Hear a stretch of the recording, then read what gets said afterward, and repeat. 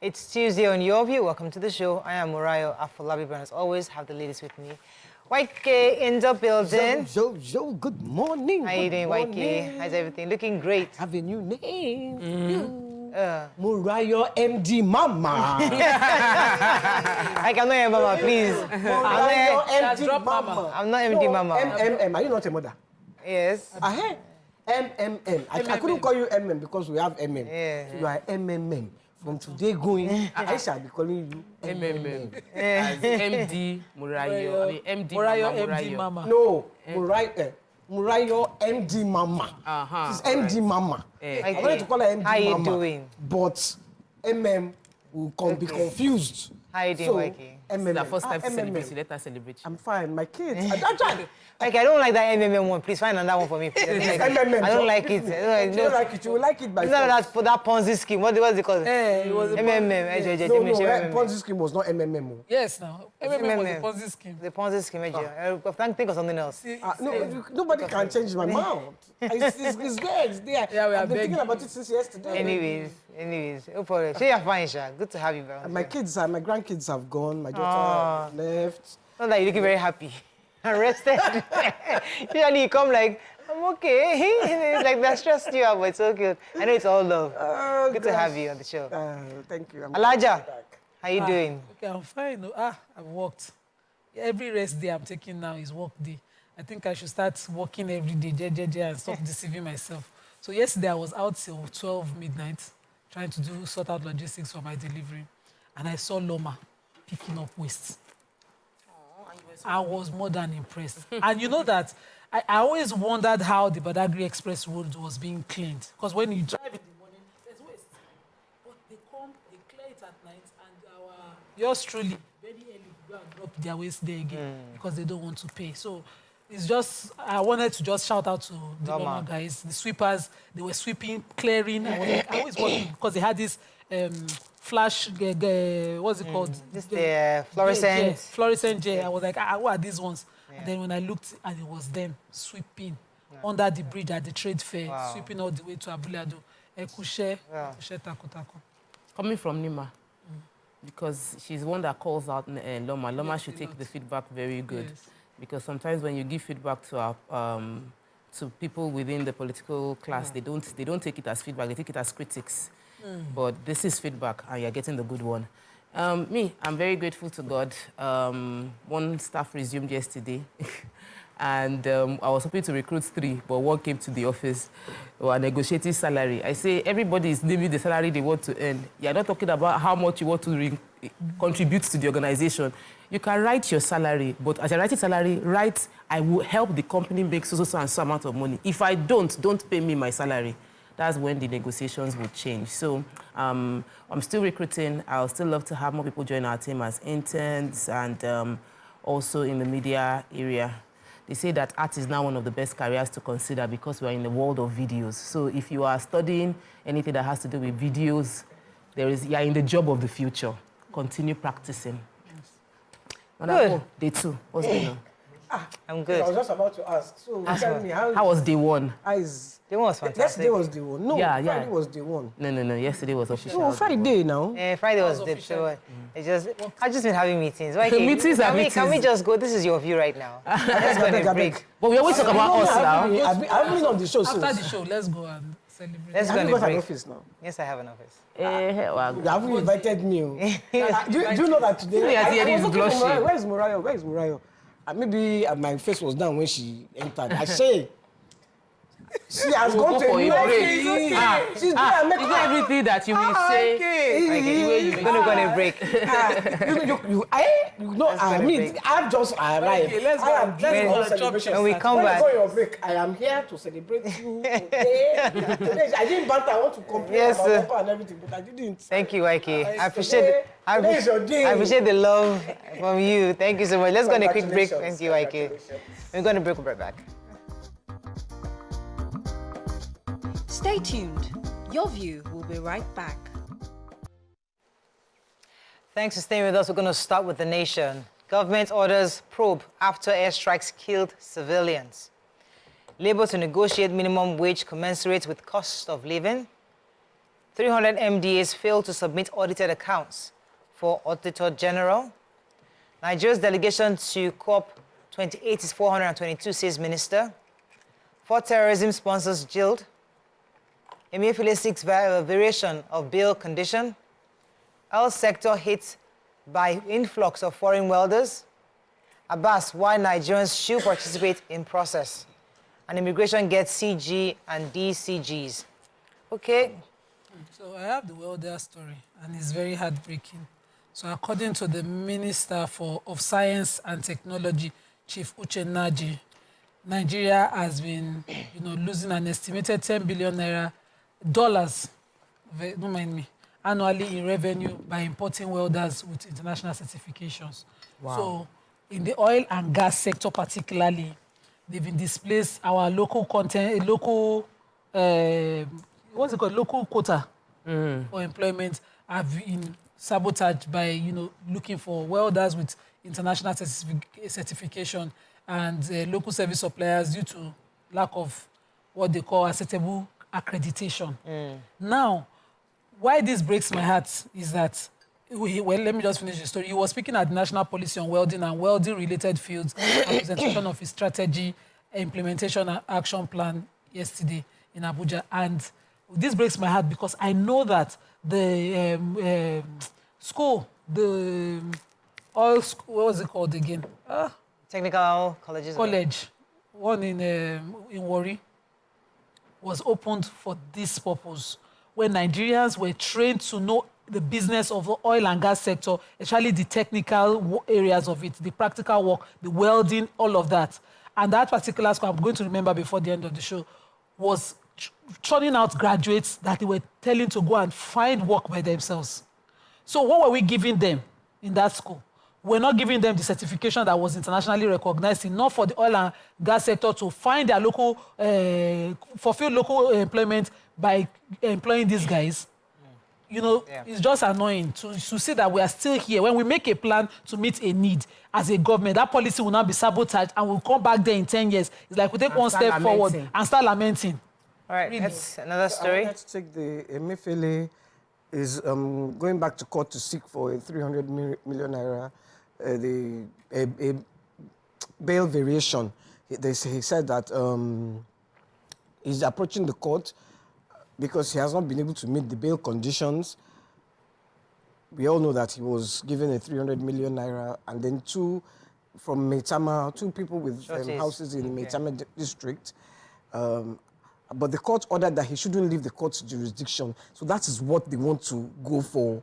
That's what they are going to appeal against. That's particular, but they said they're going to finish getting the conditions by this week. So he should be out. Okay, let's. Yesterday we were talking very extensively about the delegation at COP28. So federal government yesterday tried to shed more light on the composition of those that followed the president to Dubai. The Minister of Information and National Orientation, Muhammad Idris, clarified that only 422 delegates were sponsored by the federal government. He said that the report that 1,400 delegates represented was false. He also said that the delegation was composed of federal government. Let me get the list here. Federal government funded delegation they had about National Council on Climate Change about 32. FG, Ministry of Environment, had about 34. All the ministries sent representatives. We came into our 167. The presidency itself went to 67. Office of the Vice President, 9 of them. National Assembly, 40. And federal parastatals and agencies, 73. So he said, as the biggest economy and most populous country in Africa with a substantial extractive economy and extensive vulnerability to climate change, Nigeria has a significant stake in climate action, and their active and robust participation in co-op is therefore very, very significant and relevant at this time. So I want to take the story on the House of Rep. The House of Representatives, the Committee on Public Accounts, have said that over 300 ministries, departments, and agencies of government have failed to submit their audited accounts to the Auditor General of the Federation. He said it's a requirement by law, and the chairman of this particular House Committee on Public account, Bamidele Salam, announced when they resumed the investigative hearing that these agencies have not been able to clarify their expenditure from the government. This is from COVID-19 funds, and some of the agencies have not submitted their audited reports in 10 years, and this is something that they should do every year by law. So Honorable Salam was saying the committee will be investigating those MDAs and those that have defaulted, and he said that the House would verify all the government projects across 6 geopolitical zones to determine if they truly exist and the extent of the work carried out on them. It's a bit surprising that we're uncovering that some MDAs exist that have not submitted audited reports for 10 years, and yet we have an oversight function by the House of Rep that has been there all the while. So let's not just do this for drama. Let's do the work and do it so that we never have to come back and talk about this again. So I remember now, the school is PTI, Petroleum Training Institute, Warri, yes, F1 Delta State, and it was opened for this purpose exact thing under President Uba Sani at the time because we needed local content. We don't finish now. We're back there in 2023, not employing our own. Okay, let's move on quickly now to the Punch. Outrage as warplanes kill 85 in Kaduna village bombing. Cash shortage hits banks. Customers rush for BVN and NIN revalidation. Funding 422 delegates to co-op wasteful, says opposition. Collapsed bridge making life unbearable. Lagos community laments. Gateway Poly shot over robbery attacks. Family panics as 13-year-old schoolgirl disappears in Lagos. Immediately, U.S. group alleges human rights violation. Okay, which story are we taking? Punch. Should I start with the picture story here? Residents of Teledaleshe, Maidan, Orile in Ikosi, Isheri local council area of Lagos, have expressed their dismay over the unbearable suffering they go through every single day because of the failure of the state and federal government to reconstruct the collapsed Maidan Bridge, which serves 12 communities. According to this report, the correspondent had visited the area on Wednesday morning, observed that the difficulty residents, especially school children, were going through was unfounded. The correspondent said that they paid 50 naira to board a wooden boat that carries about 30 passengers to cross the bridge that is not more than 50 meters length. It says that the community owns 7 boats, but only 2 are active. And the passengers always have to gather around it. They have to wait long hours before they're able to get on board to cross over. Some people wake up as early as 3 a.m. in the morning just to get across. So they're asking government to please come to their aid. It's actually not too far from here. You could see Sherry here in Lagos. There's a bridge, really collapsed, and it's actually a man-made bridge that needs to be... What's even worrying about it is that I don't think Kenos have life jackets. So, yes, they don't. That's not even the issue. Imagine, life jacket is not as important as the ability for there to be a boat to cross over. So it's really sad. It's really sad. So, I wanted to take the... Let me go on a quick break. When we come back, we'll take your story. Stay with us. We'll be right back.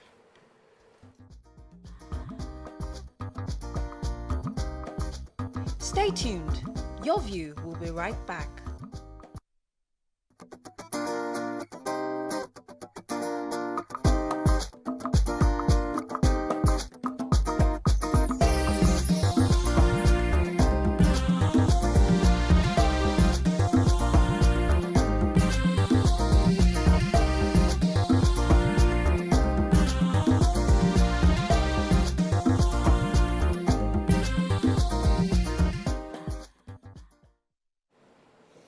Thanks for staying with us. We're still reviewing Punch. Yeah, I was going to take the incessant robbery attacks on the Ogun Polytechnic in Shakbadi. And it said the Polytechnic has announced the immediate shutdown. Students will be learning from home.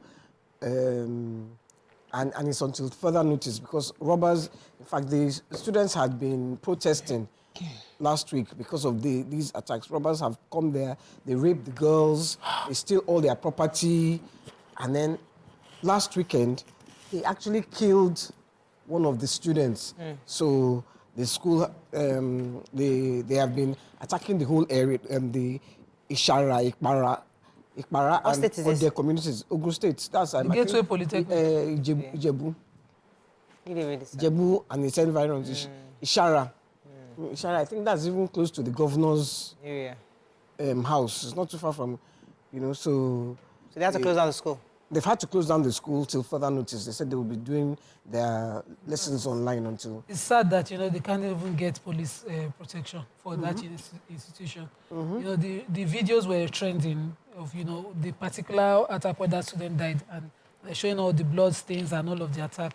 And for the institution to choose to shut down instead of saying... It means that the security, apparatus that should be protecting the people... We don't have enough. Nobody told them. No, but just they'll tell you how many schools can we protect. Just so many, because it's just unfortunate.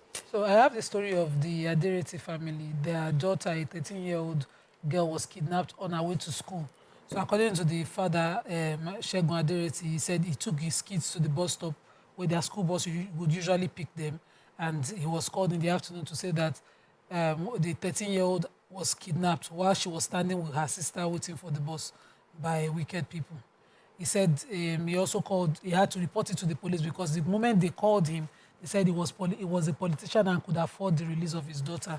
But, you know, he doesn't have that money. He works with the airport as a Nigerian Airspace Management Agency, and he cannot afford whatever they are demanding. He's also asking the police to protect his family at this time, while they also help. It says, we received threats warning us not to involve the police, but as a family, we are deeply distressed and have no choice but to seek the help of law enforcement agencies.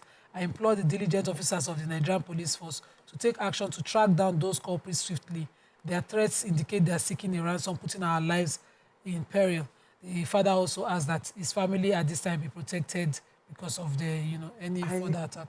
I read this story and I didn't take it because I felt really touched that his daughter is in danger. He's worried, and he has now had to come out. Yes. So his daughter is in even more danger from this these kidnappers. That's the reason I didn't want to take the story, because I didn't want to jeopardize her life any further. You know, so they should help this guy. It's not right. 13 years old. I want to take the story about a very sad story, but you know, we've been taking the story. I think I took the story yesterday, or was it last week Friday? And we were anticipating this was going to happen. The crowd that would rush to the banks because there is an impending limit on your ability to withdraw or do any transaction if you have not linked your bank with BVN and NIN. So apparently some people that had money in their account and had no BVN or NIN are now rushing to withdraw their money, and the queues and the large number of people has led to cash shortage hitting banks.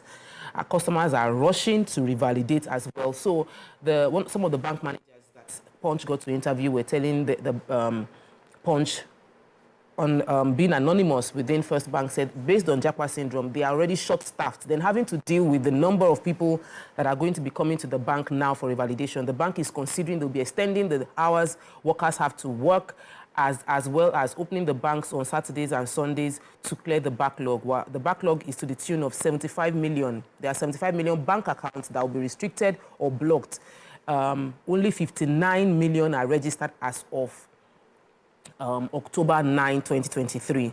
According to the NIBS, that's the Nigerian Interbank Settlement System, it shows only over 75 million bank accounts would be restricted or blocked because they don't have NIN or BVN linking them, and it's either or. So people are rushing to the banks, and I think maybe the bank can deploy technology so that you don't need to be physically present to link your NIN and BVN. I just text my NIN to you now. It's code or something like that that would... I've been feeling this cash shortage. NEPA too. At NEPA, people couldn't pay their NEPA bills. Yes. Because of They're linking everything right now. Yes. They want to catch you anywhere you turn. We need that. Let me take this story. UK has introduced three... We have not read that. Oh, son. Sorry about that. Daily Sun. Army admits killing villagers in bombing target error. EFCC chairman talks tough on anti-graft war, rights abuse and others. AGF Agbemi leads prosecution as court jails 4 Boko Haram financiers 40 years.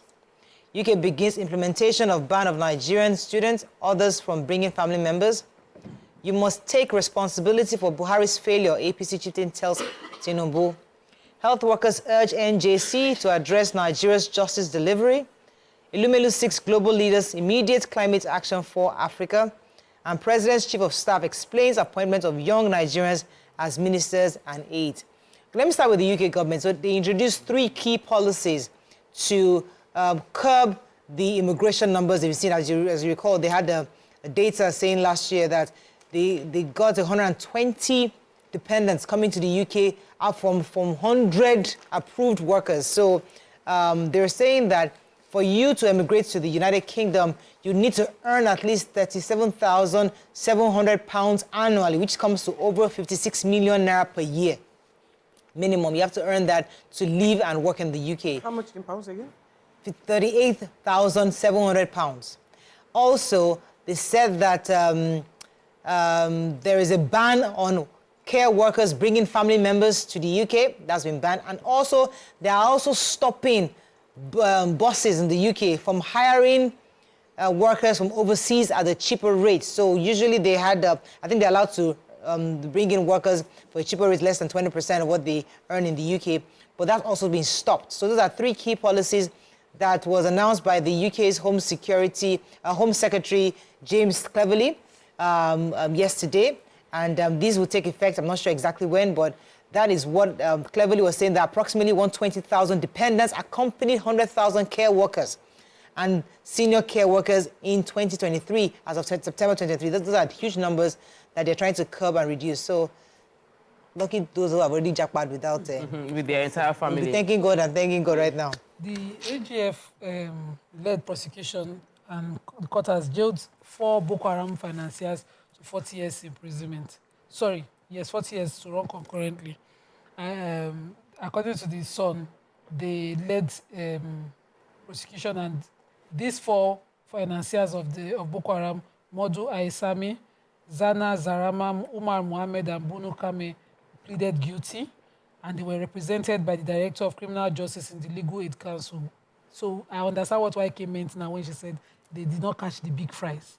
So this legal aid not even afford their lawyers, and we have financiers who are extremely wealthy. Big fish. Were caught, identified by Dubai police, and they've not been prosecuted till date. But the small ones who could not even help themselves. Catching one that was selling bread or something to them. Well, it's a good. Who was probably a conduit. He was selling bread. The other one was a harbored one. These are small people. Gave them 20 years. Okay, the really culprits. Those ones are sitting pretty. They're still strolling around. All right, so I want to take the story of the health workers, the Nigerian health workers, under the National Association of Government, General Medical and Dental Practitioners. They've called for the National Judicial Council, NJC, and other relevant bodies to address the concerns that they have on streamlining the justice system. The justice carried by judiciary for them is extremely slow, and that's where everybody gets, like all Nigerians' hope relies on the judiciary. They are appealing this. They did a communique in Osogbo by the Deputy Secretary General, Anas Idris, and he said that by streamlining the carriage of justice, they will be able to get a lot of things done. He said judiciary workers are not well paid. It's sad the way they see them. I was wondering, okay, this is health workers complaining on behalf of judicial workers, but I think we're all working together. However, they asked for one thing for themselves within the communique. They asked that generalist allowance be paid for general duty doctors. Because we are having a lot of people, a lot of Japa doctors going, for general doctors, general practitioners that are having to do the job of any other thing that comes into the hospital, they should be getting a generalist allowance aside from their income.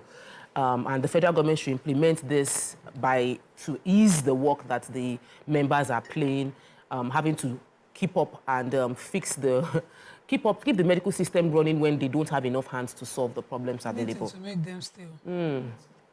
Vanguard, Kaduna, 50 killed in Army's aerial bombing of bandits. Gas flare in Nigeria loses 702 billion naira as oil firms flare 241 million a day. Why we passed 2024 budget for second reading, says Balarabe. Gridlock. Lagos Commissioner indifferent as trucks take over Oshodi and Tinkan Expressway. Some government officials forging Akeredolu's signature, says Ajulo. Emefiele, Nigerians in the US accuse federal government of rights abuse. COP28, FG sponsored only 422 delegates. And Obi knocks federal government over Vice President Shettima's new residence. Okay. Okay, so I have the Tinkan traffic story. So according to the Vanguard, it said the Commissioner for Transport, Oluwaseun Osiyemi, has remained indifferent to the suffering and complaints of motorists and commuters as truck drivers and tanker drivers take over the road from Fagbem, that's Meanwards Mile 2, all the way to Tinkan Island Port. And this account takes, a truck driver, one Olushola Akintola, who says he had been on the road for 5 days trying to access the port despite paying over 30,000 naira at various checkpoints. And that they are doing is lamenting, along with other road users, that there is indiscriminate parking by other truck drivers after paying illegal tolls to hoodlums who are working closely with the officials of the government and security agencies operating along the route. This is because even after paying, you do not see any you don't see any solution. Nothing about the situation has defied any kind of solution, and they are not hearing from the Commissioner for Transport in Lagos State. Now, Lagos State has over the years done a lot towards the Tinkan traffic, the e-call up system, the and all of that. And right now, it's not working, and the Commissioner is just not, acting. It's being indifferent. So I think everything has defied. We are looking to hear from the Commissioner for Transport. It's very important. Yeah. So I wanted to take Akeredolu story. A civil rights activist, Dr. Kayode Ajulo, he went on a TV station yesterday and he accused Ajulo. He accused the cabal of faking the governor's signature and signing papers. He says the deputy governor cannot take over from the governor, but they are signing and saying it's the governor's signature. He says going through the approval compared to what the governor had approved when he was hale and hearty, there are notable disparities in them. What is happening in... the notable disparity is not concluded. That is not Akeredolu. But that's him speculating. But there is a gap. And there is a gap. But you cannot... The deputy governor cannot become the acting governor. Yes, that one is there. But you cannot conclude because you feel that there's discrepancies, that suddenly they're not. So it's somebody's personal opinion. Chief Press Secretary to... You see, when we open our eyes in this country and know that the politicians themselves, they are not, they don't care. I also know that people tweak narratives for their own benefit. So right now, I don't even trust anybody anymore. Politician, everybody on TV yesterday. Everybody has an agenda. I looked at him. I looked at my screen like this. I said, Irori. We have to run. That's all. No, let's go on a break. When we come back, we move to our hot topic of the day. Stay with us. We'll be right back.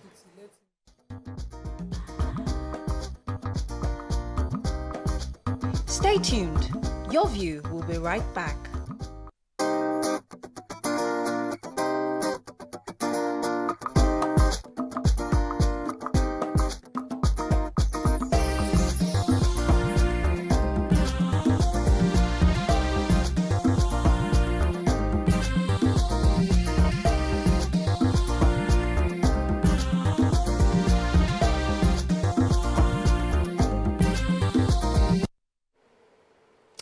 Thanks for staying with us. Many of us woke up this morning to a really sad story about what happened in Kaduna. So there's widespread outrage online and everywhere over the accidental bombing of Tudun Biri in Igabi local government area of Kaduna State by the Nigerian Army on Sunday, which left no fewer than 85 villagers dead. Residents of the affected communities said they were celebrating Maulud, an Islamic event, when the bombs were dropped by the military, a development that triggered both local and international condemnation. However, the commissioner had visited the place immediately, and even the deputy governor, and the commissioner said that the general officer commanding one of the division Nigerian Army, Major V.U. Okoro, explained that the Nigerian Army was on a routine mission against terrorists, but inadvertently affected members of the community. He added that search and rescue efforts were still ongoing as dozens of injured victims during the incident had been evacuated to Barau Diko Teaching Hospital by the state government. Really, really painful to see that 85 people died as a result of this misfire. I mean, our hearts go out to the family. I know this was a very, very painful news to wake up to this morning. I mean, Nima, you had some thoughts on this. Yes, very, very sad. When I read the story, these mistakes happen. You know, my first reaction was that maybe the papers got it wrong. But I'm more than impressed that the army came out and admitted that they committed this error. And it's so grievous to have lost families who were in celebration at that time, you know, in such a manner. I wish that we had a way to detect, you know, the people who were there, whether they were terrorists or not, before the bomb was dropped. But this is already spilled milk issue. You know, so my condolences to the families, to the people of, what's it called, the community where that happened. Tudun Biri village in Igabi local government areas. And I hope that the army can find a way to make this right by, you know, catching the real terrorists. Yeah. So, I mean, Punch was giving the report. Okay, go ahead. For me, it's an expensive mistake. Very expensive. It's a very expensive mistake, and apology, if I were there, apology is not accepted. They have to do something. They have to compensate the families, which is not even still enough, because I'm putting myself in the position of these people. If it was my family, I would be livid. I will not hear apology now. It's one expensive mistake too many. This isn't the first time, and hopefully it will be the last. They need to, I mean, they are fighting terrorists, I agree. But when you are killing innocent people, I think it's too much. For me, it's too much. And they need to really make it right. You are right, catch the terrorist one. In fact, end terrorism in that part of Kaduna forever. That's the only way they can compensate. Yeah, really, really sad. I mean, according to this Punch report, there has been about 425 persons dead, including children between September 2017 and 2023. Misfires like this, where the army mistakenly bombs innocent civilians. Really, really sad. So I don't want to come across like I'm defending the army, because the truth is, army is supposed to come across from a superior point of intelligence. But I have actually watched a lot of international news, and this has happened even on an international level, with armies that are on a global scale to be reckoned with make the same kind of mistakes. That we're not fighting a conventional warfare. You don't know your enemy. Like, enemies, you don't know the person you're attacking. Enemies disguise in different ways, and you get intelligence report, and you hope that this intelligence report is going to lead you to fight the right people, and you discover that you end up killing your own people. It is heartbreaking for those that are find themselves in that situation. And because I have forced myself to start reading all the army's reports, we usually read the NDLEA's one because it's really trending, but I wasn't reading the army's one, and the ones the army release. I've been reading what the army has been doing, and the army's drone attack has really, really reduced the number of terrorists in their attacks. So this is one.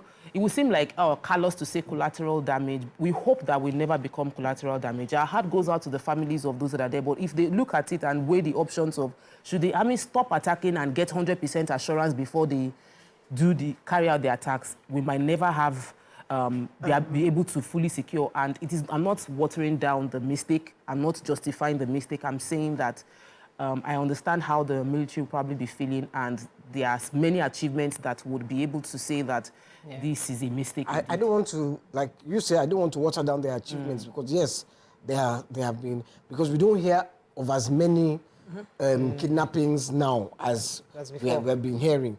But for me, I'm putting myself in the family's shoes, and it is. And when you said there have been mistakes globally, where do you hear America go and bomb themselves? They don't go and bomb themselves. They go and bomb Iraq or Afghanistan. They will say collateral mistake. They don't go and bomb where Igbo people are. They go and bomb where people who they believe are less than them. So I don't really want to go about their own collateral damage. Because we must also acknowledge the parts where, in this case, it's not even having to do. This was just pure error. Actually, this was pure error because these people were villagers that were they were celebrating, they were doing their party. But there are cases where some Boko Haram people used human beings as human shield. They hide amongst villagers, but in this one, there's no excuse, and they also come out to which I think, because usually we don't see this very quickly. Yes. It was after lamentations of maybe days and weeks, and then now come out. But today they came out almost immediately to say, listen, this one we goofed, and because of that we commend them. However, as YK said, it's too much of an expensive mistake. So we have to try to find a way to don't kill ourselves and hurt our own people in these kinds of situations. But our hearts go out to the families and the community and the governor of Kaduna State and everybody in the surrounding area. Our hearts go out, may their souls rest in peace. Let's go on a break now. We'll come back. We'll move on to our next topic. Stay with us. We'll be right back.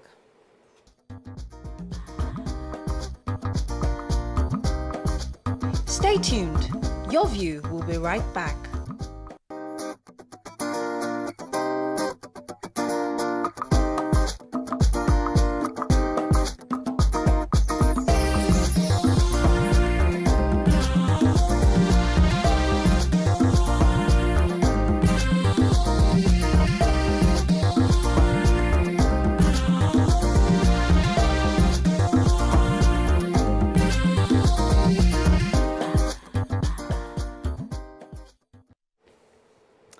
Thanks for staying with us. So we found a story online. A 26-year-old Miss Universe 2023, Mitchell Ihezwe, set to wed a businessman whose wife died 3 years ago.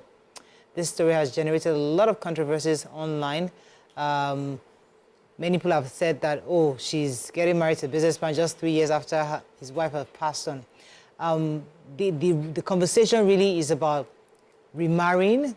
How long do you wait before you find love? And are you permitted to find young love? Or must you find love in your own age group? I mean, that's really the conversation around it. But you can call us on the numbers on your screen, 081-7641-679, 090-241-63440. You can also tweet to us at TVC Connect. Please hashtag YourViewTVC so we can read your tweet. Nima, this story was trending yesterday. What are your thoughts on it? It's all on bed, Jerry. She's 26. She married somebody older. She wasn't a baby. They did not kidnap her. She voluntarily, a full-grown adult, chose to marry whoever she chooses to marry.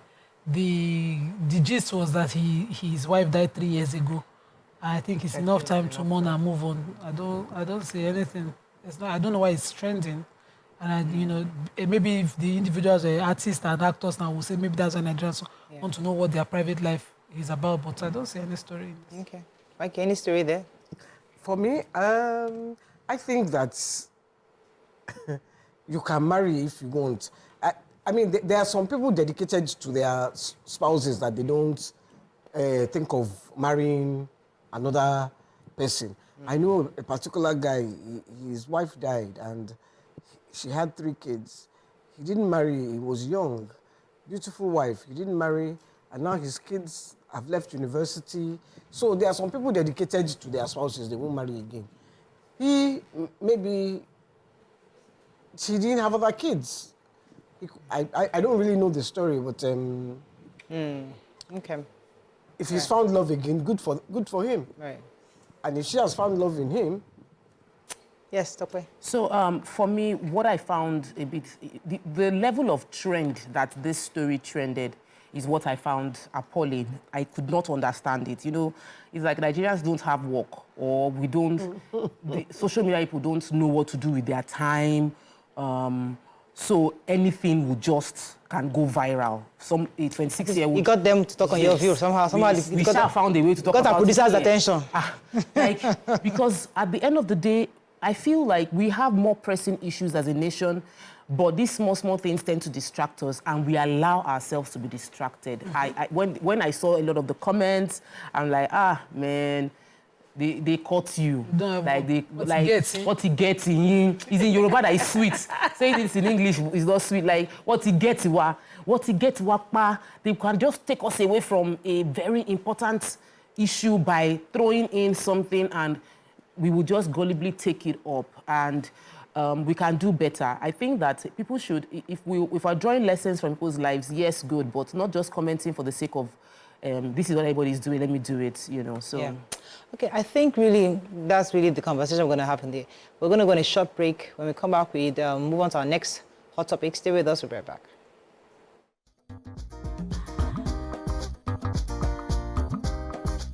Stay tuned. Your View will be right back.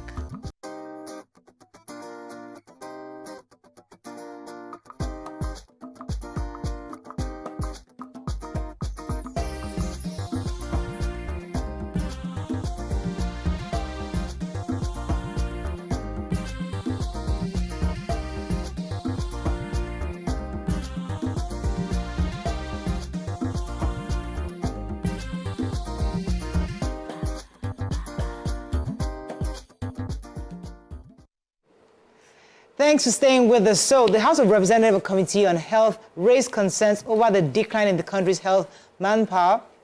The committee disclosed that due to the relocation of doctors and nurses from the Lagos University Teaching Hospital, LUTH, to various parts of the world, 5 wards comprising 150 beds have been shut down. Now, later on the show, we're going to have a guest to join the conversation, but we need to even speak to ourselves and understand this issue of Japa, especially for the health workers. Now, everybody is leaving the country. Many people are leaving the country. But when health workers begin to leave in droves, it's a cause for concern and a cause for immediate intervention. We'll be speaking with somebody later on, but let's hear what Nigerians like to say about this. You can call us on 081-076-41679, 090-241-63440. You can also tweet to us at TVC Connect. Please hashtag YourViewTVC so we can read your tweet. Health workers, that's a major one. 5 wards have been closed down in LUTH. And I took the story, I think, 2 days ago, maybe yesterday. Also, I think it's in Abeokuta, the teaching hospital, federal government hospital in Abeokuta, in somewhere or there, about 3 states particularly, that many doctors had left. And they're having serious trouble keeping up with the amount of patients coming in daily, especially in the emergency wards. So, the medical workers are hot cake in any serious country. Like, any serious country knows that you need medical workers because you want to grow an economy, you need people that are productive. And your productive ability relies on how healthy you are. So any serious country will prioritize health workers. That's why countries like the UK, countries like Saudi, I know that Nima has reservations against how they treat a few Nigerian workers, even Qatar, even UAE, they take in health workers so that at no point will they go to the hospital and they won't have enough people to meet the needs. And they are taking from those that don't appreciate. Value would always go from where it's not appreciated to where it's appreciated. Fact. Statistically, they said that Nigeria has one doctor to 8,000. And WHO is expecting that we should have 1 doctor to 600. And some researchers said it will take Nigeria 20 years to reproduce enough doctors to meet up the gap that already exists. That is if more people don't go. So we have a crisis, and I do not see a corresponding response from our government officials to the crisis that we have. It seems like they are looking because they have opportunity to travel out for their healthcare needs, but many Nigerians don't have opportunity to travel out. We have to resort to 1 doctor taking care of 8,000 per population. It can't work. This is a hydra-headed issue. So we have our own attitude towards our health workers and workers generally and the condition of the country. But we also have countries who have decided to suck them in whether or not the promises are true. And UK is one major culprit. I can forgive Canada because we've never heard how the situation is bad there. But UK is about their economy, not about anybody's welfare or well-being. The money you earn is the same, the conditions are the same, if not even worse. And they give the impression like everything there is paradise. You have reached Al-Jannah if you just cross and go there. So Nigerians are going in droves in a crazy rush only to get there, and they don't see the reality. They work as hard, they only earn, and the life there is still the same. We created this thing, and it's taking our youth, taking the strongest of our workforce, is taking them. In tech, everybody have gone. The banks had this wahala throughout last year when we were doing the cash wahala. The entire tech side of banking failed. We opened our eyes like this and saw that we're not even ready. Can't do transaction. Failed transactions, it will take you days to clear it. You will post money, it will take 4 or 5 days to be sent. Banks were having it. Hospitals are having it. Our lecturers have all left our institutions. We took that story last week. Lecturers, shortage of lecturers in higher institutions. The one that breaks my heart the most is this hospital that is, you know, when you say it's at the core of medicine in Nigeria. Luth, it's a teaching hospital. It's the highest referral hospital everywhere. Everybody is referred to Luth. And then you get there, you have 150 beds shut down, 5 wards shut down. How exactly are we moving forward if we count the statistics? You know, the problem is we hear it, then we fail to plan with it. What I expect government to do is take this information and plan with it. Whatever it takes to keep our doctors, we'll do it. And we should employ as much more doctors and nurses. I know nurses that are standing, hoping to get into Luth employment from private hospitals, and they've not been able to move. And some are which is to automate. As one person leaves, the person is replaced without having to go through the entire process. We need to do that on the federal level. Even now that we read in the papers that even the UK is making it difficult now for people to come with their families. You know, most people have Japa are going there for work and they're going with their dependents. So the UK government are, maybe I would say they're doing their own part in trying to reduce the number of influx of the people migrating their country. And also, Nigerians abroad too. I always had an argument that you can't stop anybody from leaving this country. That is their constitutional, it's their right, their free will to go anywhere. However, we must do more to attract them back home. There are lots of Nigerians living abroad who will be working there. They will do anything to come back home. They also want to live the Nigerian dream. But the truth is that they don't have that conducive environment. So I think the effort shouldn't be, don't go. The effort is you can go, but those who have gone there for like 30 years, 25 years, let us provide an enabling environment for them to come back and even set up and even work here. No dream. See, wait. It's a Nigerian dream. Let me tell you the dream, then you can tell me if there's no dream. The dream is I have worked in the US for 25 years. I've been treating foreigners, and I believe I want to go back to my country to help my own people. So that's the dream. That's the Nigerian dream. I want to go back home. They want to come. Yes. A lot. On Saturday, I was at an event. I told you about the doctor. And doctors, even in fact, the VC of Unilag was seated. All of those people in the medical sector were there. I saw how passionate Nigerians are. If Nigeria works, Nigerians will come home. Absolutely. But you see the mirage abroad, that abroad is better. Abroad works, no matter what. Our young doctors are graduating to go abroad. They have not worked here. They don't have any experience here, but they don't want to remain here. I don't want to give birth here. I don't want to raise my kids here. I just want to go abroad. The option of abroad is heaven. No matter what you tell a Nigerian youth now, option of going abroad is the best thing. YK that has traveled every day, she comes back, she's seated here. But a young Nigerian is in school, and they're right now when they go, they come back. They will spend the first 10 years of their working experience earning to pay for applications to go abroad, to do visas, to do their passports. They will spend the first 10 years, no matter what you say to them, that can you focus on developing yourself? And say, don't worry, I will develop when I reach there. They're on their way out. I met a young guy last week, a radiographer. Young, so I was talking to him, I started to engage him, you know, because I was there, he was doing scans. And I said, I said, you want to Japa? He's a fan of the show, by the way. I can't remember his name, but if he's watching, hi. He says, he's going, you know. I said, because I've taken it upon myself to start asking young people, do you intend to stay? Yeah. He says he's going. He's an SS. He cannot get good treatment here. He's lost the use of one arm, and he needs to go abroad to go and get it treated. Yeah. So that is one. Medicare, free. Now, the younger people, I was looking at my phone the other day. This young girl, she's a fantastic singer. I saw she has changed her phone number. So I said, let me just see it and see whether it's a 44 number. Or... I said, good evening. Have you moved to the UK? My auntie, yes, I have. I've been here for a year now. I say, wow. I'm in London, money. you don't Japa. She said, it has to be done. I said, child. Let me take this. Wait, the elderly here, because what is happening is now Nigeria, because Nigeria is concentrated on youth, very soon now only we old people go remain, because all the young people interview every single one of them. On their way out. They are going, whether you are a doctor, you are a nurse, you are a videographer, anything. Graphic designer. Yeah. Okay, let me take this call from Cash. She's calling from the UK. Good morning, Cash. You're live. Hello, good morning. Morning. Go ahead, please. And all others. Good morning to you all. Good morning, sir. Good. You are doing a fantastic job. Thank you, sir. Very kind of you. You know, this program is very, very important. And I happen to be a nurse in UK. And I came in Nigeria. Are you getting me? The point is that everything is about the government. You know, our hospital is very simple. No condition of service.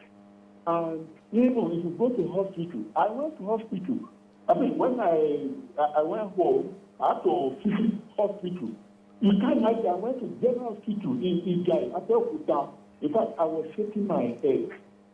You see the people, they were trained now, the way everything, you see the building, you see the condition of service.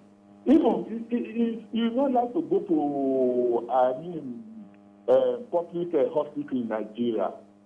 Please, it is government, please. And we have policy personnel in Nigeria. And Nigeria, we are well trained. Let me tell you, in year 2008, I got award, best staff of the year. And they gave me money, they sponsored me to my family, they asked me to choose anywhere in the country. And I had to take my family, both of us, to Nigeria to see how we love Nigeria. People are saying, you are very stupid. Why Nigeria? Why can't you go to the US? Why can't you go to Nigeria? But, you know, the situation of Nigeria, based on this, it is government, please. Government they don't have any sympathy for health issues, or they don't care about the individual health. Please. That's what Dr. said. They like to go abroad. And this abroad, let me tell you, most of them don't get much in abroad, and they spend a lot. I'm telling you the truth. Thank you very much, Cash, for that. You know, is Cash calling from the UK? Yes, he's calling from the UK. Yes. You know, sometimes I just wonder that I have something in my mind. I'm trying to articulate it properly, because I feel that the reason why we're having this health issue is because many of the middle class also have gotten to that range where they can travel abroad for their medical needs. Yes, we have the politicians doing that, and we also have those who have the means going abroad for that. So we are not focusing, because government can't do everything. People must also be intentional about saying, you know what, we are going to invest in the medical sector. I said something a few months back when the government had tried to get back our visa ban from the UAE, from Dubai, UAE. And many people were celebrating it all over social media. It was as if it was the biggest news in Nigeria. Oh my God, they've removed the ban, And then I was just driving down, and I was just seeing the regular Nigerian folks. The woman selling bully, the woman selling plastic to me, the woman that buy fruits. She doesn't care if Dubai, they give you access or not. It's none of our business. Those who are celebrating are those of us on social media. We are the ones that it's affecting. Because how it affects, how going to Dubai affects, it doesn't affect our economy, because we are carrying our dollar, we're exporting our dollar. So for those of us that truly, really love Nigeria, it's not about, oh, I can go to Dubai, because that's part of the problem. We are carrying our hard-earned dollar to export. It's the same issue here. If this thing affects middle class, if this issue, this hospital matter affects us, you and I, trust me.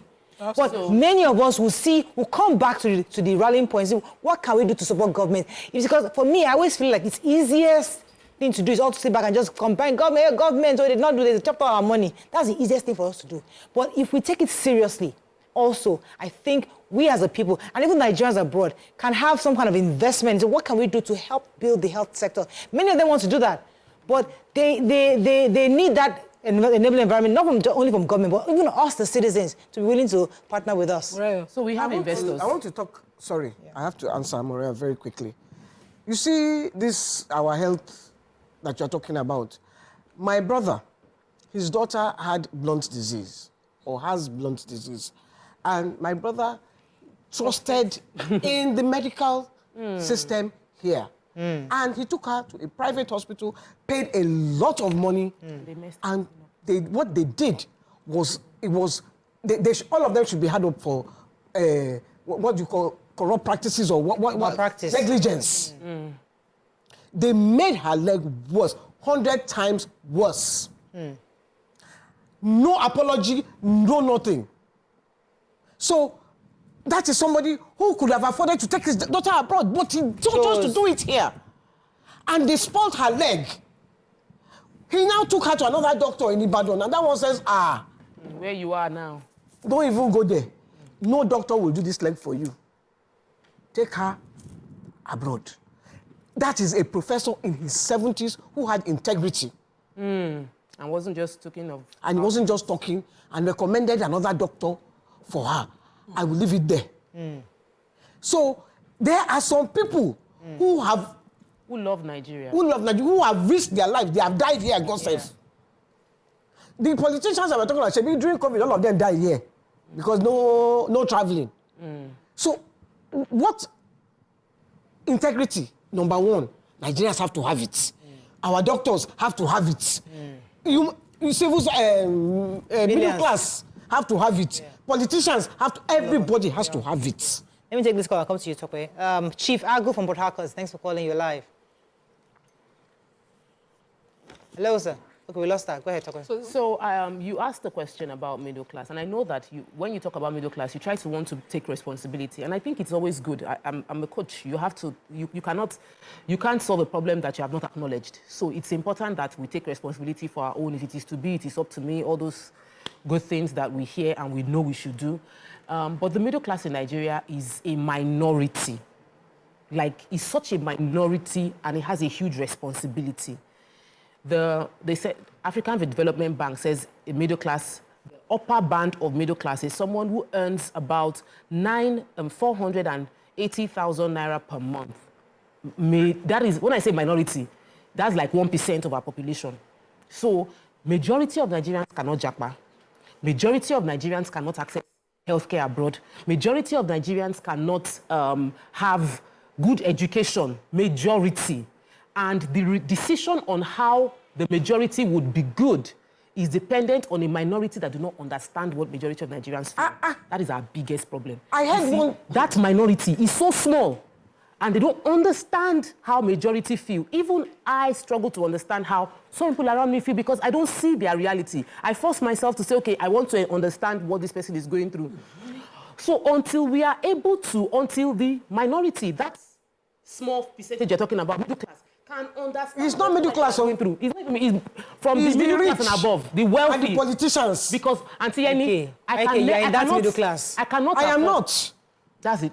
You are middle class. Listen. So the person on the ground floor, like a rich Mariah, let me explain. But I cannot travel. I've never been abroad for healthcare. Let me explain. I cannot afford to go abroad for healthcare. Let me even explain to you.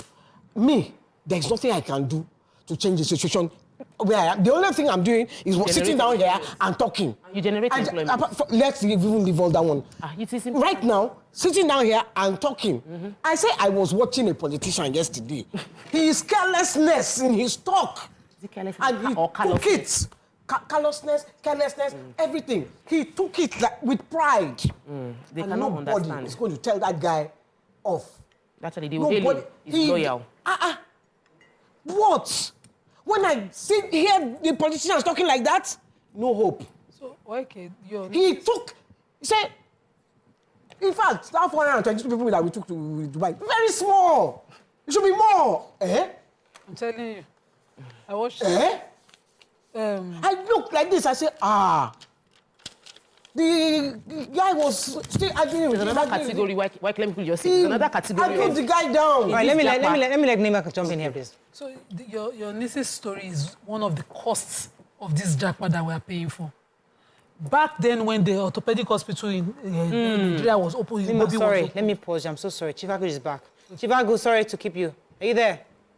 Yes, I know. Sorry, go ahead, please. Go ahead, Women are like that. We are the cause of our problem. Good morning. Good morning, sir. Good morning. You see, this Japa 13 is supposed to be a national program. Because if all the young ones leave, they want we, the old ones, to die. Do they want all the old people to die? Don't they know they have parents, have grandparents, they have siblings who cannot afford to travel with them? That place they are going to, though the government is not doing well, can't they come and make this place okay? Can't every person put hands together and make sure that we put this place all right? Because that's where they are going to. People there make the place all right. They make some sacrifices. Some of us have made some sacrifices, but it's not working for us. But let every person come and do the bid. It's the same people that we collect cards and vote for person, collect money and vote for something that's supposed to help. The same people that you follow and join group and answer one group and start talking of somebody whom they don't know his whereabouts, what he is, that's going to be the president. It's not the same people that are going out. I want to say in the fact that these people in that area can make their place okay. Why can't we come here and make our place? Why can't we talk to the politicians who are brothers and sisters? Why can't we talk to the executive? Why can't we to the judiciary? So that the legislature, the judiciary, the executive can come together. Let us do something. It's not a question of analysis, calling for strike. They be someone. Guys, the hospitals are bad. People are going out from all professions, and we are dying. Why can't it call them? Let us have family meetings, let us have community, let us have a home meeting. All right. Thank you very much, sir. Go ahead, Nima. Okay, so I was saying that the cost of the Japa is what you experienced with your niece. We no longer have, when the orthopedic hospital in Igabi was opened, it was the one people were flying in the whole of West Africa where the best of experts were. Doctors were there. Resident doctors were referred there to be trained. But where are they today? We don't have them. They've all left. So you have a few without experience, without consultants to reach out to, without, professors to refer to carry out a procedure, even if it's in a private hospital, and you cannot do anything about it. They don't have the knowledge. Our people no longer understand what patriotism means. This country is where medicine is cheaper to study. We know that. So our young people are here. I sat at a medical event on Saturday. In fact, Professor Aziz Butali has several initiatives that he has done. He's a professor in Iowa there, but he has several initiatives that he has done here to make sure that, as a middle-class question, to make sure that healthcare is achievable for the lowest level of society. But what do you have? He had one, Help My Pikin, where pediatric issues were funded. Several others, and he will gather doctors and they will come and do the treatments. But you see, Nigerians, we will still want to live. We will tell ourselves that the breeze out there is better than the breeze here. Somebody did a video of licking snow. Hey, in my life, I made it. I lick snow. As in, do you understand what patriotism means? Yeah. It is not that I am Nigerian outside and loving in alone. Yeah. It is not that I am Nigerian outside and I'm making sure that everybody is eating amala. It is loving Nigeria so much that you would live to see Nigeria work.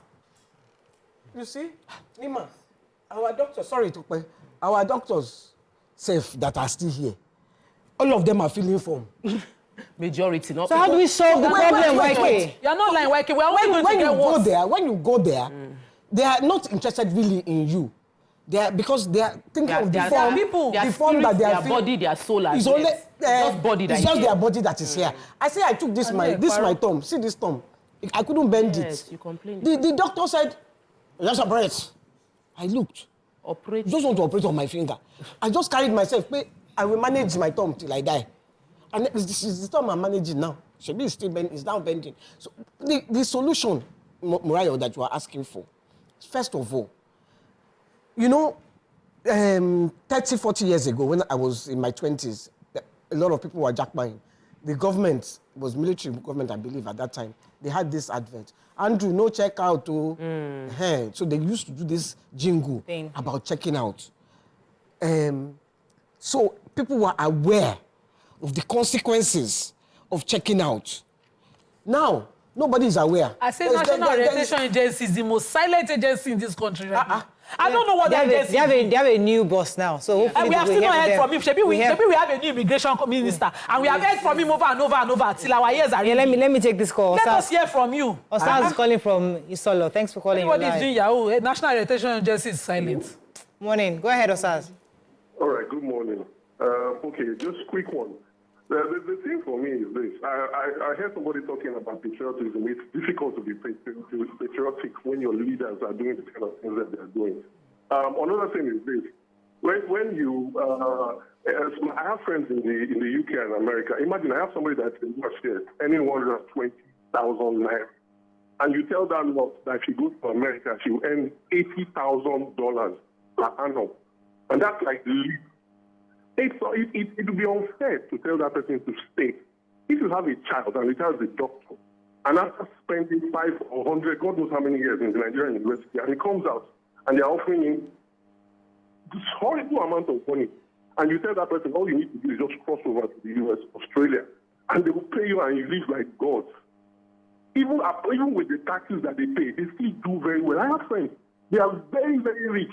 They are doctors, even nurses are very rich. And you are telling them to stay. It's not possible. Patriotism should back on the people that are leading us. You see all these their frivolities and you think you want to stay here. To do what? It doesn't make any sense. Thank you very much.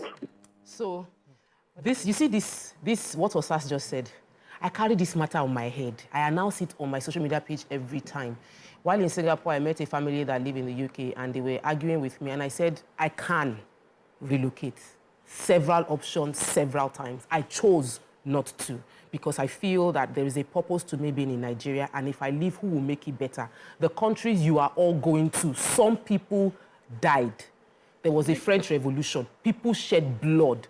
People sacrificed. People protested. They stood in the snow, froze themselves just so that the country can become better. If you are willing to make sacrifice for your country, but you want to go and enjoy the benefits that some other people paid the sacrifice for, every man to his own. Yeah. There are less than 400 orthopedic doctors in Nigeria, according to a report written in 2017. We have a crisis, and many of them have gone. Also, our young children, this is for Murayo and all the other people in the media space, our young children are being molded. They are being shaped into loving America and the Western world. So my son is looking forward eagerly to having a white Christmas, and he would love to experience snow. And I had to redirect him to the fact that you cannot experience snow. You're not an American, you're a Nigerian. Our weather does not have snow. The only thing you can get here is rain, and we are entering Harmattan. So be ready to dance in the rain. I realize I'm pulling him away from dancing in the rain, and I'm letting him not enjoy the benefits of being in Nigeria. So I said, the next time it rains in Nigeria now, me and my boys would go outside within our compound and would dance in the rain. Let's have the kind of fun that is local to us here. It is a lot of work, but we'll do it in little ways that we can. Let me take the call from Femi, calling from Magodo. Thanks for calling. I appreciate your topic this morning. Thank you. I pray that the Lord will continue to give you the wisdom to enlighten us Nigerians more. But you all have one responsibility. As a team, as an investigative journalism, I would expect us to form a team, go down to Europe, see what actually is happening. How are people thriving? Are they really making it? Are they going through terrible times? Because for some I can't hear you, Mr. Femi. It's really low. If our viewers can hear. For some of us, okay, I will appreciate it. As a team there, if we can guarantee going down to Europe, do investigative journalism, find out what is really happening to our people there. When they Japa here, we give them the basis from Japa from here. And if we give them the basis from here, what are they really doing? Thank God for the last great lady. These are people that went to Europe. They came back to put things right in Nigeria. What are the people going there to do? They suffer, they build everything. The last caller said, if the man is earning $60,000 or $80,000, I am sorry. A lot of them are passing through terrible times. And I'm sorry for him taking that perspective. Because you have people here who have sent all their children to Europe. And today they are suffering that neglect. They can't talk to them. They can't call them. Nobody to reach out to them. All right. Please. Thank you very much, Femi. Let's take a few comments on social media. But go ahead, Waki. Yeah, I wanted to say, the fact your children that want to see snow, you see, unfortunately, the way our society is wired, that is what we have been geared to admire. When you see Father Christmas, that's why the first time I saw Father Christmas, I cried because it was black. All the pictures I'd been seeing was a white face with whites. So when I saw a black face with whites, I was scared. So even the concept of Father Christmas with that white face, all the comics I read, I say, oh, snow, everything about Christmas was snow, chimney. So I will go with our own small flat. I will look, where's our chimney?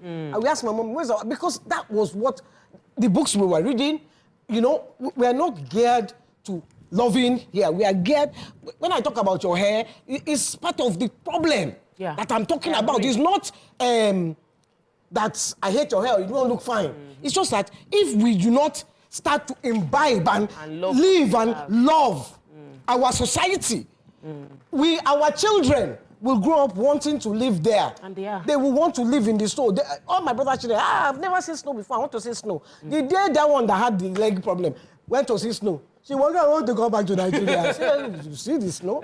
You see the snow? See the snow finish. All my people that work for me, all of them want to go abroad and see snow. You see, they don't even know the reality. That's an opportunity. I tell them, I say, if you want to know what snow is, go and sleep inside the fridge, inside the freezer. You will know what snow is. Start telling people that this is the life. This is the life that people, the cold that you are. So, if we start to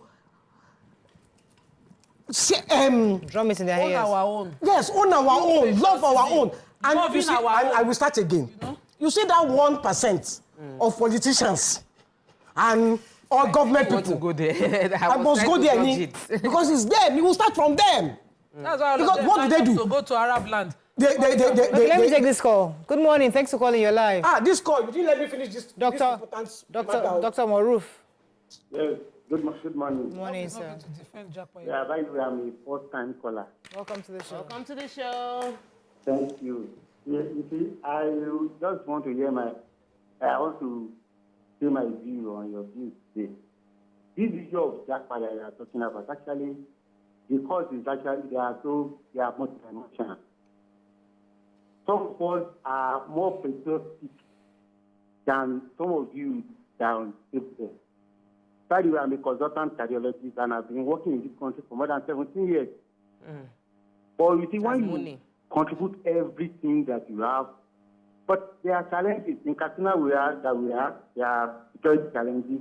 There are so many, but we still say we are not going to tell you a lot of things. But you see, there are some little things that make you to be angry.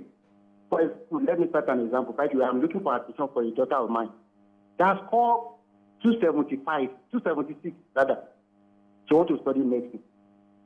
We participated in pursuit here, but she was number 14 on the list. You can't imagine that he didn't give this girl an admission. Connection. With all the contribution, everything, I'm a consultant, I work in the hospital. I participated in training medical students and everything. That's the way they will tell you where you come from. We are not from the catchment area, you are not from this. And you want us to see that those are the things. It's not our money that make people to live at times. All these things make somebody to be annoyed. If I'm outside the country, I'm earning like 10 million naira. Can't I afford to send my daughter to a private university or abroad? These are the things. It's beyond. See, some of us are more patriotic. We've sacrificed all our life. Okay, we'll stay, we'll do, Nigeria will be better, this and that. Thank you very much. Nima, comment? Okay, we have Franklin Benjamin. He says, the issues are many and you ladies are hitting it on its head. However, the world has become so connected that Japa cannot be a reason for poor medical health provision anywhere. With technology, consultation can be done across borders. And he says, that's because they do chop our money. No society is led by everybody. Every society is led by a few, the elite, the ruling class. What everyone owes is to obey the law. Those who don't are punished by the government. If they are not, government has failed. He also says, the Air Force chasing terrorists who ran into civilian areas, and instead of aborting mission and sending in group troops, they bombed. Tell the defense headquarters to get its act together and find out why these things are common. Recruit officers based on merit rather than That's the person did not get the information. So that was not it wasn't a plane attack, it was a drone attack. It means that somebody in the office did a remote to drop a bomb somewhere. How could they? What's the information is looking like? Oh, maybe there was a physical engagement. There wasn't. Sometimes we need to get information before we start commenting. Sorry, make it with Chichi. Says Auntie YK, you are reading the wrong books. You should have been reading about firewood. Thank God for black authors of today. 75% of my children's books are dolls and those are black. They are all born in the UK. I'm going to bring in our guests shortly because today, the Japa story is very wide. And we can even do part 2, part 3, part 4, because today we wanted to focus on the medical sector because we're going to bring in our guests shortly. But let me take a few comments here. It says, our constitution regarding dual citizenship should be reviewed such that anyone holding or hoping to hold any political office should be barred from holding dual citizenship. Most of our current politicians possess dual citizenship and keep their children and relatives abroad. This is not only politicians. I don't know why that was easy. Wait. Can I say something? Nigerians, yes, Nima. It's not the politicians alone. Yes. In fact, we should call our influencers their name. Yes. Our influencers made it a thing. Somebody went abroad, got the green card, they videoed it, and they started this rush. Yeah. This rush we are in now. Comedians, politicians, all of them, artists, all of them. They are the ones there. They are the influencers that are the ones carrying this rush, causing this rush that we're experiencing now. Birikis is saying there's nothing you tell anyone who's determined to leave that will make them stay. People sometimes need to go and see for themselves. It is worrisome that even our education system is flawed. The books that we approve, the movies that we watch, the TV stations that we see, make it seem like abroad or not, in their language, their food, their clothing, Nima, their hair, their look. When it comes to educational system, many of the Nigerians, if we look at it, unfortunately I don't have the exact data, but based on conversations I've had, many of the Nigerians we celebrate abroad did their first degree here. Yes, so our education is bad. It's bad. It's horrible. It's outdated. Curriculum is bad. It is the first. Many of them, when they go there, they study and then pass their exams. But their first degree is usually here. How many Nigerians born and raised in America? I mean, there are a few of them. There are a few exceptions here who are really doing amazing work. What I say that many Nigerians, especially those, the great ones, the ones that we are celebrating, started their first degree here. So sometimes it's not only about when you relocate. Sometimes it's about the foundation. It's about training. Sometimes it's about your exposure and your choice, the choices we make concerning the kind of exposures we have. Because when I blame government, you people always come at me. Oh, no, I don't want to blame government. All I want to say is that politicians... Yeah, it's policies would drive change. They don't... Because there is this video that's going viral about this young guy that was going to buy a youth this thing, and he was saying... He took a picture of himself, video of himself in the plane, saying, I'm not coming back. Levels don't change. Can you go? No, he was going for this cop. I mean, this was doing video and... Climate, whatever. I have to go on a break. Let me bring in our guest because he needs to come and give us some insights on what we can do to turn this around. Stay with us, we'll be right back.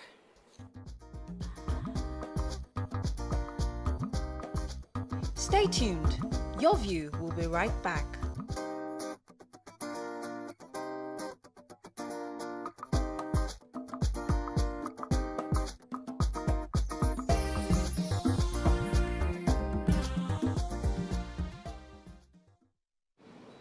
Okay, so to join the conversation, we have the committee's chairman, that's the House Committee on trying to get Dara here. But Dr. Amos Magaji will be joining us. He's the Chairman House Committee on Health. Welcome to the show, sir. Thank you for having me. So what are your thoughts on this issue of Japa, especially in the health sector? We're having wards closed down. We're having doctors and nurses leaving the country. What do you think the National Assembly can do to curb these migrations? Well, first of all, I want to thank you for this all-important discussion this morning. And I want to state here categorically that the problems we're having in the health sector didn't start today. And then because the health sector has been left abandoned for long, the problems we're seeing now are as a result of the negligence for many years. For example, let's look at the budget for health. Most times, when we look at the budget of Nigeria, we think the budget is so huge. But when you divide it by different agencies, you discover that the budget cannot even go anywhere. We have health institutions where COVID-19 came and revealed the state of our health institutions. Yeah, I understand the response was good, but it wasn't enough. And therefore, I remember somebody was, I listened to somebody saying if if you are paid 120,000 here, and then you have somewhere you can be paid $80,000, why would you leave that? And I think that's one of the major problems. I just came back from tour of many of the health facilities in the Southwest, and it's so alarming the number of doctors leaving. And basically, one of the first reasons that is making them leave is numeration. We also have in this period where there are people that have been employed, yet they have stayed for 7 months without being paid, and they are still working. So if you have a place where the day you land, you are receiving your salary, why will you stay? If you have also a place whereby, for example, none of us seated here, that you have worked for 20 years and you don't have a roof over your head. You struggle to have a car to drive. You struggle to send your children to school. And then an offer is made to you that you are not looking at it. Maybe in 10 years, I may be retiring, and yet I don't have anywhere to stay. It's a big enticement. So we understand the problems, sir, definitely. We can even write a book on the problems. What do you suggest are some of the solutions we can begin to employ? Yeah, that's what I on that first. We don't understand what is causing the problem. We may not be able to solve it. So first of all, you see, one of the things that I recommend that we can do at this period is, number one, making sure that, for example, immediate is to have one-on-one replacement of medical doctors. Even with the yearly employment, you hardly even get enough to put. But if somebody leaves today, the hospital should be able, if they find somebody, to replace him immediately. Somehow there are bottlenecks. We're discussing with the ministry, and then, of course, engaging some relevant government agency to ensure that that waiver is given to health sector. Number two is to also ensure that those that have not been paid, to see that they have been paid. You can't stop those that have gone. You can't bring them back immediately. If we make the system attractive, many of them may still come back. But what we need to do right now is to make sure that we declare a state of emergency on health. And I think when that is done, then we can quickly look at many of the things, bills that will ensure that from the day you join the hospital, there may be a requirement that you have to fulfill before, even if you leave the job.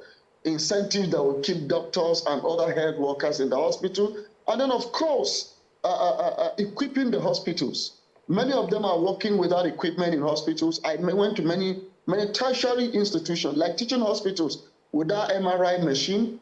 Some of them, they have obsolete CT scan machine, and many of the labs without the relevant equipment to work with.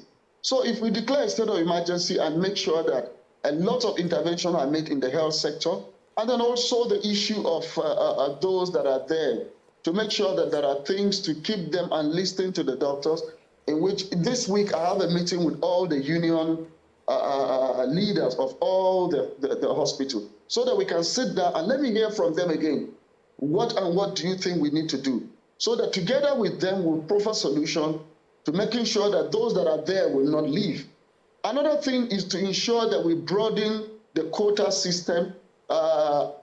Since I became chairman, I've also received several requests that people that want to go for house job, and then the hospitals are not receiving them because they say, okay, we have played this quota and quota, you can only take this number. So long-time intervention, we look at how to encourage our young ones to join the medical schools, because Oh, hello, sir. We have some issues there. Nima, you're going to say something? Because me, I'm hearing big English. I know English is not, I'm not a friend of English. Simplify it so that I can comprehend it. So I'm hearing quota, I'm hearing this and that. I'm wondering, how much do we know about the number of people studying? I'm told he's back. Hello. Hello, sir, you have a question. Are you there? Hello. Nima has a question for you. Please listen in. So, thank you. As a House of Reps, how familiar are you with the number of graduates or undergraduates who are studying medicine right now in our colleges, and whether, you know, there's vacancy for them in our medical institutions, hospitals, our public hospitals across the country. Also, how often do we do a replacement arrangement? Tokwe talked about how the Lagos State has put it on an automatic replacement within the state for every vacancy that they have. How often, how well versed are you about it, and how do we plan to replace the doctors that are leaving? Because I am aware of some young doctors trying to get into the public hospitals, but they can't because they don't have somebody to sponsor that. So how is the employment process like?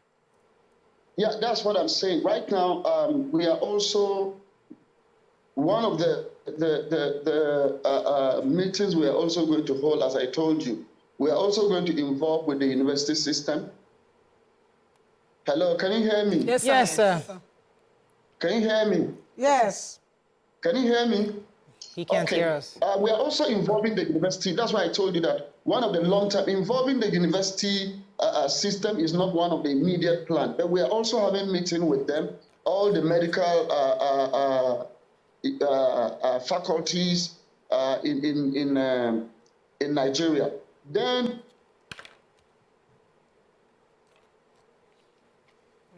okay, we're having network issues, so we can't really hear you again, sir. That's one of the intact we're going to do.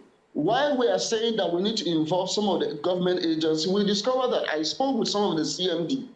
They get the waiver to employ every year, but before you go through a lot of processes. Sometimes from the time you request for waiver, it takes more than 3 months before they allow you to employ. And by the time you employ, sometimes the issue of capturing, not capturing, IPPIS, not paying, and so on. So these are the relevant stakeholders that we are going to meet and declare that when it comes to health workers, you should give a waiver and expedite every process of recruitment. Right. That is what I said. This week we're engaging some of them in discussion because I had to personally take an oversight to some of these health institutions, sat down with their management, what are the problems that you are having? And employment, the number of doctors leaving, and then to replace them became one of the major problems. And then lack of equipment, harassment. Some are also working in places that are so difficult. So these are some of the things that we are discussing. We have a meeting this week with the CMDs. We also have a meeting this week with the union leaders. All right. So we're going to... Go ahead. Dr. Amos, I'm happy that you have, obviously, a clear understanding of the problem. We know the problem as well. I'm happy you know it. It seems like you are complaining the way we are complaining. So my expectation would be that you would be telling us the steps you are going to carry out within your committee and their oversight abilities, because you're still calling them to interview them. But what do you want to enforce? What are the, are you going to push for a new bill that is going to make it compulsory for re-employment? Are you pushing for a new bill? As in, what are the things that you will be doing to cause the change we need? Nigerians are eager for change. There is a crisis within our health sector. Yeah, you see, the truth about it is that to go into things smoothly, you don't just declare that, okay, go and do that. You get the agency and say, why are this and that? Because they've reported that most times it takes them long before the yearly employment to get waiver, and then they deal with others. So sitting with IPPIS, sitting with the budget office and some of the relevant agency, the sitting is not going to take 2 days. It's just one day, then we're here, and then together with everybody, we agree on what to do. We are not going to sit together. I don't like all these, someone who just sit down and make pronouncement. It's one thing to make pronouncement. It's another thing to implement it. So let's sit down with those that are implementing it and know if there's any other problem they are having, the same way I started with the CMDs. If there are other problems they are having that is making them not to implement this thing immediately, let us know. So that together we agree on step 2. Let everybody know that the healthcare system in Nigeria right now is an emergency. Nobody decides to be sick. You can decide when to build a house. You can decide when to go to school. But nobody sit down and say, okay, I'll be sick next year. No, it's also an emergency. So issue of health must also be tackled that way. Are you going to start visiting these hospitals yourselves to make sure to make sure that the changes are implemented? Are you going to be on ground? Like you will go to Luth, you will surprise them in Maiduguri. In fact, one of the things we do is that I've had oversight that I went without even informing the hospitals we are coming. And then even those that knew that we were coming, sometimes they take you to a path that they want you to follow. During the oversight, we just branch into places they don't want us to go. And interview patients, patient relations. All right. You know, these are not people that they arrange to interview. Sir. Okay. Get some workers. Right. One of the cost of... There is no hospital I went without visiting or calling the unions to have a one-on-one discussion with them. Yeah. If the management is hiding something from you, the union will not hide something from you. Okay. Sir. And if the union are also hiding, the patient that is suffering in that hospital will not hide it. Right. Okay, let me get the final question for you. So one of the costs of this Japa again is that Nigerians have started to resort to self-help, cook their agbo, do what their ancestors did and what not. You know, and we hear medical practitioners constantly advise Nigerians to discourage Nigerians from doing this.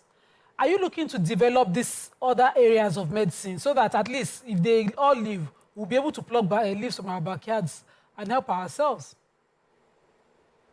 Okay, one of the reasons why I said we need we declare a state of emergency in the health sector is that in these 4 years of this assembly, one of the key areas what I want is to make sure that even the medical tourism itself is reversed, or the trend is reversed. Now, sitting down with many of the medical doctors, CMDs, we're looking at trying to make sure that we specialize our healthcare. For example, if Lagos is very good in treatment of cancer, I mean Luth, then every assistance that needs to be given, let's make Luth a destination of choice when it comes to treatment of cancer. Then we look at other areas, because if you cannot give all the machine to all the teaching hospitals. So to strengthen one in a particular field and to strengthen that while they go about doing all other practice, with that we'll restore confidence in Nigerians, so that those that even have money to travel abroad, because let me tell you, no matter how rich you are, there are medical emergency that you have. If you can't get intervention near you, you will die before you cross Mediterranean Sea. Yeah. So it's of our own good to have system working. And I don't want us to move so far from COVID before we start implementing this. Right. When we move so far from COVID, we will forget how we were locked down in one place and nobody with your billions, you could not travel out of the country. All right, so Dr. it is Magaji. our own advantage that we develop our healthcare. I have to let you go at this point. Well, thank you. I mean, you're very right. Yeah, we're discussing this conversation and this of why they're leaving, and we're going to continue to talk about it until we get some kind of a solution. But thank you very much for what you're doing so far, and we wish you the best, that you'll be able to indeed resolve these our issues, especially at the National Assembly's level. Thank you, sir. Thank you very much. Thank you. I have to wrap up, but I really wanted to wrap up with a note from our engineer, Dr. Tijani. He always sends me something really important and apt. But before I read his own comment, there's something that an old man I spoke to about 2 weeks ago. He's in his almost 80. And I was asking about Nigeria. He said, Mariam, there are 3 things that are missing from how we're raising our children: empathy, love, and respect. That these children today lack empathy. They don't love each other. They don't love our people. They don't love Nigerians. And they don't respect their elders.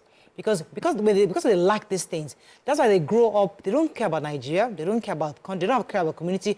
They are raised to think it's all about me, myself, and I. They want to leave the country, they want to go there. They're all about my own ambition. When they were growing up, it was how can I give back to my community? How can I, my family, my loved ones that I respect and love and empathize with, how do I support them? What can I do to contribute to what I have seen?